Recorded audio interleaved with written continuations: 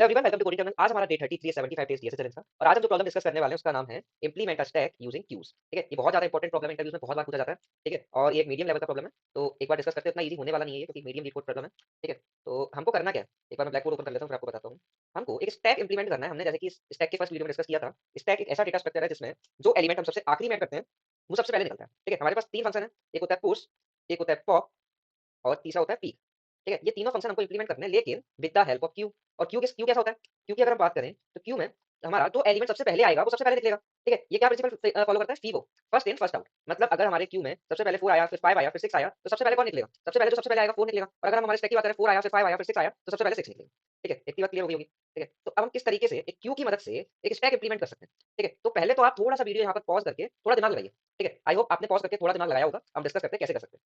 हम क्या करेंगे, देखो, हमारे पास क्यू के अंदर भी तीन फंक्शन होते हैं, तीन मेथड होते हैं। एक होता है ऐड, ठीक है, एक होता है रिमूव। ठीक है, ये ऐड वहां पर करता है एंड में, और रिमूव कहां से करता है? फ्रंट से। ठीक है, अब आप एक चीज बताओ, हमको सबसे पहले अगर पुश इंप्लीमेंट करना है, ठीक है, हमारे पास दो तरीके होते हैं इसको इंप्लीमेंट करने के। एक हो सकता है पुश एफिशिएंट, एक हो सकता है पॉप एफिशिएंट। मैं क्या कहना चाह रहा हूं आपको थोड़ी देर बाद समझ में आ जाएगा, लेकिन अगर मैं थोड़ा थोड़ा आपको बताऊं, तो पुश एफिशिएंट अगर मैं बनाना चाहूं, इसका मतलब है पुश मेरा काम, जो पुश ऑपरेशन है वो बहुत इफेक्टिवली वर्क करना चाहिए। मतलब ये ऑपरेशन अगर बिग O में काम करेगा तो मेरा पुश एफिशिएंट बन जाएगा। और अगर पुश एफिशिएंट अगर बना रहे हैं तो हमारा इस केस में ये पॉप जो होगा, ये हमारा big O and time complexity लेने वाला है। देखते हैं। और अगर लेट्स सपोज पॉप एफिशिएंट बनाते हैं तो हम सिंपली इस ऑपरेशन को बिग O कन्वर्ट करने का ट्राई करते हैं, और ये हमारा बिग O एन लेता तो भी चलता। ठीक है, जो मैं कह रहा हूं आपको अभी समझ में आएगा थोड़ी देर से क्यों ऐसा हो रहा है। ठीक है, लेट्स सपोज हम पुश एफिशिएंट बना रहे हैं, मतलब जिस तरीके से हम एक क्यू में ऐड करते हैं उसी तरीके से हम सिंपली ऐड कर देंगे। अगर कोई एलिमेंट हमको कोई बोलेगा स्टैक में ऐड करना है, और इस एरे की इस क्यू की मदद से हम ऐड कर रहे हैं, इस क्यू की मदद से ये स्टैक इंप्लीमेंट हो रहा है। ठीक है, तो पहला एलिमेंट लेट्स सपोज हमने 5 ऐड किया, 5 पुश कर रहे हैं, तो सिंपली इस क्यू में पुश करते हैं। ठीक है, हमको केवल ये कि हमें क्यू यूज कर सकते हैं, लेकिन स्टैक यूज नहीं करना है, लेकिन परफॉर्म सारे ऑपरेशन स्टैक वाले करने हैं। ठीक है, तो सिंपली हम इसमें कहां पर ऐड होगा, 5 यहां पर ऐड हो जाएगा। लेट्स सपोज हम पुश करते हैं 4। ठीक है, तो सिंपली हम केवल ऐड कर रहे हैं क्यू में, जैसे क्यू में ऐड होता है, फिर देखते हैं। ठीक है, 4 यहां पर ऐड हो जाएगा। फिर लेट्स सपोज हम पुश करते हैं 3। ठीक है, और 3 यहां पर ऐड हो जाएगा। अब एक चीज बताओ, अगर अब मैं पॉप करूं तो स्टैक क्या कहता है कि जो एलिमेंट सबसे आखिरी में ऐड हुआ है वो सबसे पहले निकलना चाहिए। ठीक है, अगर स्टैक होता तो 300% निकलने वाला था, लेकिन इस केस में क्यू हमेशा कहेगा कि जो मेरे टॉप में पड़ा है वो निकलेगा। समझ आया? तो किस तरीके से हम इस क्यू से 3 निकाल सकते हैं, किस तरीके से हम 3 निकालेंगे देखते हैं।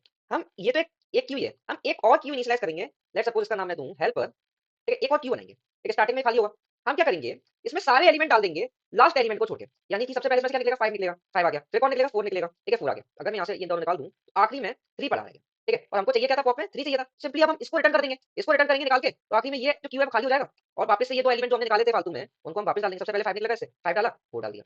ठीक है, और ये वाला जो हेल्पर क्यू हो गया वो खाली हो गया। ठीक है, तो अब हमने क्या किया, जो पॉप ऑपरेशन है उसके लिए हमने एक नया हेल्पर बनाया और उसमें सारे एलिमेंट डाल दिए आखिरी एलिमेंट को छोड़ के, और सिंपली आखिरी एलिमेंट फिर हम रिटर्न कर देंगे और वापस से सारे एलिमेंट इसमें डाल देंगे। तो नंबर ऑफ ऑपरेशन कितने हो रहे हैं, मतलब सारे एलिमेंट इसमें डालने के लिए बिग ऑफ एन चाहिए। ठीक है, वापस से डालने के लिए बिग ऑफ एन, तो लगभग बिग ऑफ 2n में काम हो रहा है। मतलब इसको हम कह सकते हैं big of N time complexity लग रही है मेरी पॉप ऑपरेशन परफॉर्म करने के लिए। ठीक है, आई होप आपको समझ में आ रहा होगा। ठीक है, तो हम दो क्यू की हेल्प से हम जो पॉप फंक्शन है ना वो इंप्लीमेंट करवा पा रहे हैं।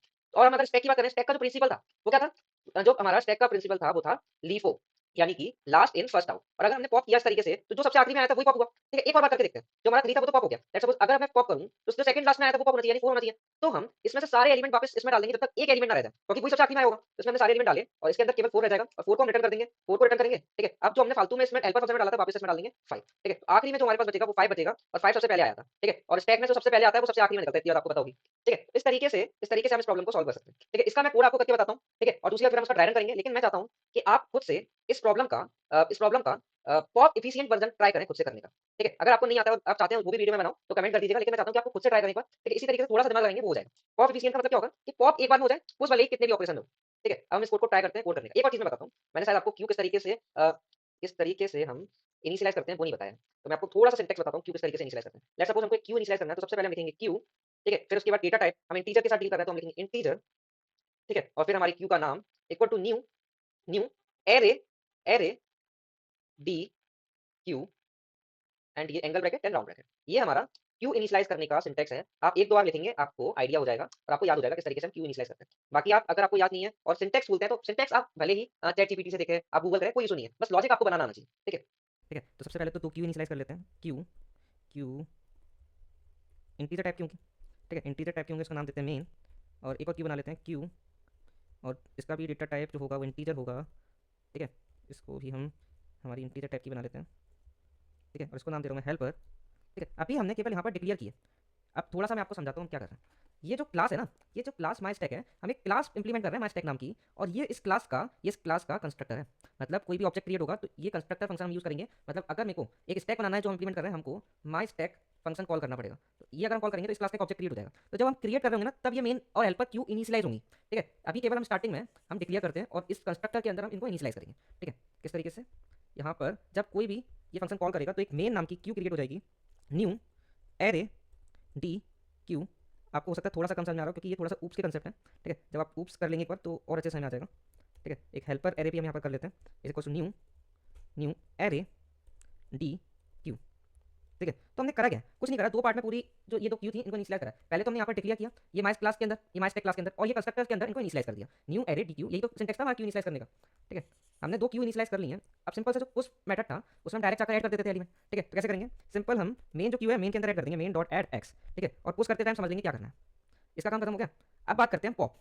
पॉप की अगर हम बात करें तो पॉप में हमको एलिमेंट रिमूव करना है। तो सबसे पहले तो चेक करेंगे कि पहले साइज जो है स्टैक का वो जीरो तो नहीं है। अगर स्टैक का साइज जीरो होगा तो जो मेन क्यू है उसके अंदर कोई एलिमेंट प्रेजेंट नहीं होगा। ठीक है, तो इफ मेन डॉट साइज अगर इक्वल्स टू जीरो होता है तो हम सिंपल रिटर्न कर देंगे रिटर्न -1।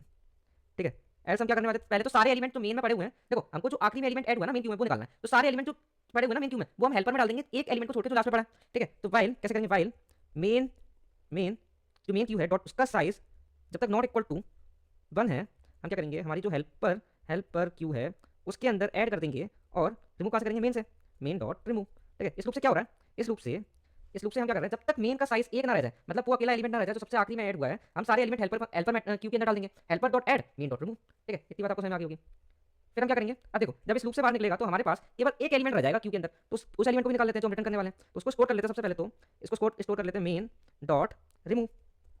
ठीक है, क्योंकि हमको इसको रिटर्न करना है, और रिटर्न करने से पहले हम स्टोर कर रहे हैं, क्योंकि इसको रिटर्न करने से पहले हमको एक काम और करना है, जो हमारी मेन क्यू थी ना उससे जो एलिमेंट निकाले थे वापस उसमें डालने पड़ेंगे हेल्पर से, क्योंकि हमारा जो आखिरी वाला एलिमेंट था उसका काम तो हो गया, उसको निकालना था अकेला, और फालतू में जो हमने वापस जो स्टार्टिंग एलिमेंट निकाल दिए उनको वापस भी तो डालना पड़ेगा। तो उसको कैसे डालेंगे, उसको हम कैसे डालेंगे देखते हैं। हम सिंपल से जैसे अभी हमने निकाले थे एलिमेंट वैसे ही डाल देंगे। तो कैसे डालेंगे, वाइल और सारे ही एलिमेंट डाल दें हेल्पर से। तो जब तक हेल्पर का साइज जीरो नहीं होता है, helper dot size not equals to zero, तब तक हम क्या करेंगे, हम हमारी जो मेन क्यू है मेन डॉट ऐड कर देंगे इसके अंदर, क्या करेंगे, हेल्पर से निकाल कर हेल्पर डॉट रिमूव। और लास्ट में हम क्या करने वाले हैं, लास्ट में हम रिटर्न कर देंगे हमारा एक्स जो कि लास्ट एलिमेंट पड़ा हुआ था, हमने देखा। ठीक है, ये तो हो गया हमारा पॉप का काम। अब समझते हैं टॉप का काम। टॉप में हमको क्या करना है, हमको ये बताना है कि टॉप में एलिमेंट कौन सा पड़ा है, टॉप में कौन सा एलिमेंट होता है स्टैक के अंदर जो सबसे लास्ट में आया होता है। तो इसका भी कोड लगभग हमारे पॉप जैसा ही होगा। ठीक है, तो सबसे पहले तो हमको सारे एलिमेंट हमारे हेल्पर जो क्यू बनाई उसके अंदर डालने पड़ेंगे, जब तक एक एलिमेंट ना रह जाए। फिर उसके समझते क्या करेंगे, तो सिमिलर हम वापस से वही कोड लिख लेते हैं, while main dot size not equals to zero होता है, तब तक हम क्या करेंगे, helper dot add main dot remove. ठीक है, ठीक है, एक बार समझते हैं हमको करना क्या। लेट्स सपोज हमारा स्टैक में पड़ा होता है, सबसे पहले 5 आया, फिर 4 आया, फिर 3 आया। तो हमारा क्यू किस तरीके से दिखेगा, हमारा क्यू के अंदर सबसे पहले कौन आएगा, सबसे पहले हमारा आएगा 5, फिर 4 आएगा, फिर 3 आएगा। सबसे पहले जैसे कौन निकलने वाला है 5, लेकिन हमको चाहिए टॉप में, हमको क्या बताना है, टॉप में पड़ा है 3 होना चाहिए था, लेकिन 3 तो यहाँ पर सबसे लास्ट में पड़ा है जो सबसे आखिरी में आएगा। तो हम क्या करेंगे, एक सिमिलर सा कोड लिखेंगे। हमने क्या करना, सबसे पहले तो 5 ऐड किया सेल्फर क्यू के अंदर, फिर उसके बाद 4 ऐड किया, अब ये लास्ट में 3 पड़ा रह गया, तो इसके अंदर हम इंट एक्स इक्वल टू 3 यहाँ से निकाल लेंगे, 3 रिमूव कर लेंगे तो 3 यहाँ पर आ जाएगा, ये क्यू खाली हो जाएगा। तो मेन क्यू है वो खाली हो जाएगा, और उसके बाद हम मेन क्यू में वापस से ये वाले एलिमेंट डाल देंगे 5, फिर 4, फिर उसके बाद अब हमको एक चीज़ बताओ, ये 3 वापस भी तो डालना पड़ेगा, क्योंकि इस केस में केवल हमको रिटर्न करना था कि टॉप पे पड़ा हुआ कौन है। तो वापस से हम 3 डाल देंगे अगर, तो 3 लास्ट में ऐड होगा। ठीक है, 3 हमारा यहाँ पर लास्ट में ऐड हो जाएगा। तो जैसी क्यू पहले थी वैसे ही क्यू फिर से फॉर्म हो गई है। ठीक है, क्यू में हमने कोई चेंज नहीं किया, लेकिन एक्स हमारे पास आ गया जो हम रिटर्न कर देंगे। ठीक है, तो आई होप आपको ये भी समझ में आ रहा होगा। थोड़ा सा कॉम्प्लेक्स है आई नो, लेकिन थोड़ा आप अगर मेरे साथ चलेंगे और ट्राई करेंगे तो आपको समझ आएगा। ठीक है, अब हम क्या करने वाले हैं, सबसे पहले तो जो लास्ट में बचा रह गया, ये एक चीज़ हमने गलत कर दी, main dot size not equal to 1 होगा यहाँ पर, जब तक एक एलिमेंट प्रेजेंट नहीं है। ठीक है, और उसके बाद हम क्या करेंगे, ये जो एक एलिमेंट है उसको हम एक एक्स वेरिएबल में स्टोर कर लेंगे, क्या हो जाएगा, मेन डॉट रिमूव। ठीक है, उसके बाद क्या करेंगे, वापस से सारे एलिमेंट ऐड करेंगे मेन क्यू में, while helper dot size not equals to zero, we will add all the element in main queue, main dot add helper dot remove. ठीक है, ठीक है, लास्ट में हमको क्या करना था, ये जो एक्स हमने निकाला था ना वो भी ऐड करना मेन में। ठीक है, क्योंकि हमको मेन से कोई एलिमेंट निकालना थोड़ी था, बस हमको बताना था कि टॉप में कौन पड़ा है, मतलब स्टैक पे टॉप पे कौन पड़ा होगा, मेन डॉट ऐड एक्स। ठीक है, और लास्ट में हम रिटर्न कर देंगे हमारा रिटर्न एक्स। ठीक है, ये सब हमने कर तो लिया, लेकिन टॉप चेक करने से पहले सबसे पहले चेक तो कर लें कि जो हमारा मेन अगर मेन का साइज अगर जीरो है तो क्या करेंगे, मेन डॉट साइज अगर जीरो, इसका मतलब कोई एलिमेंट ही प्रेजेंट नहीं है, इक्वल्स टू अगर जीरो है तो हम सिंपली रिटर्न कर देंगे रिटर्न -1। ठीक है, ये हो गया हमारा टॉप। अब हम बात करते हैं एम्प्टी की। एम्प्टी में बस हमको ये बताना है कि हमारा स्टैक क्या एम्प्टी है कि नहीं। अगर एम्प्टी होता तो मेन के अंदर कोई एलिमेंट ही प्रेजेंट नहीं होता, तो मेन का साइज चेक कर लेंगे, बस बहुत सिंपल सा ही तो। ठीक है, तो इफ मेन जो मेन की उसका साइज अगर इक्वल्स टू जीरो है, इसका मतलब क्या है कि एम्प्टी है, तो रिटर्न कर देंगे ट्रू, एल्स रिटर्न कर देंगे हम रिटर्न फॉल्स।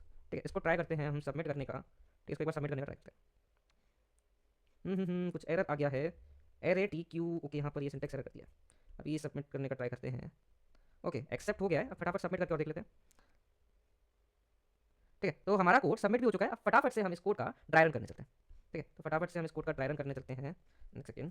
ओके, ठीक है, तो फटाफट से हम ड्राई रन करके देखते हैं किस तरीके से लाइन बाय लाइन कोड चल रहा है। तो काफी बड़ा कोड हो गया है। ठीक है, तो ट्राई करते हैं इस एग्जांपल पे हम सॉल्व करने का। तो सबसे पहले तो हमने माई स्टैक फंक्शन कॉल किया। ठीक है, माई स्टैक फंक्शन कॉल किया, मतलब ये कंस्ट्रक्टर कॉल हुआ होगा माई स्टैक वाला, और एक स्टैक क्रिएट हो गया होगा जिसके अंदर दो क्यू इनिशियलाइज होगी होंगी। तो मतलब एक मेन क्यू बन गई होगी हमारी, जो कि स्टार्टिंग में एम्प्टी होने वाली है, और एक बन गई होगी हमारी हेल्पर क्यू। ठीक है, उसके बाद क्या किया है देखते हैं।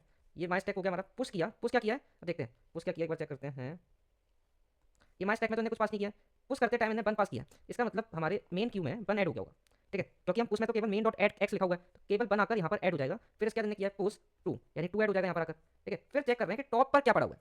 ठीक है, अगर हम स्टैक की बात करते हैं तो सबसे पहले हमने वन ऐड किया था, फिर टू ऐड किया था, तो आना तो चाहिए था टू। अब देखते क्या आता है। अब हम क्या कैसे चेक कर रहे हैं टॉप। सबसे पहले तो साइज चेक करेंगे, साइज जीरो नहीं है। ठीक है, अब हम क्या करेंगे, जब तक मेन का साइज वन नहीं रह जाता है सारे एलिमेंट हम हेल्पर में डाल देंगे। तो क्या करेंगे, पहला एलिमेंट उठाकर हेल्पर में डालेंगे। सबसे पहले क्या निकलेगा, जो सबसे आगे पड़ा होगा, यानी वन निकलेगा, तो वन हम इसमें हेल्पर में डाल देंगे।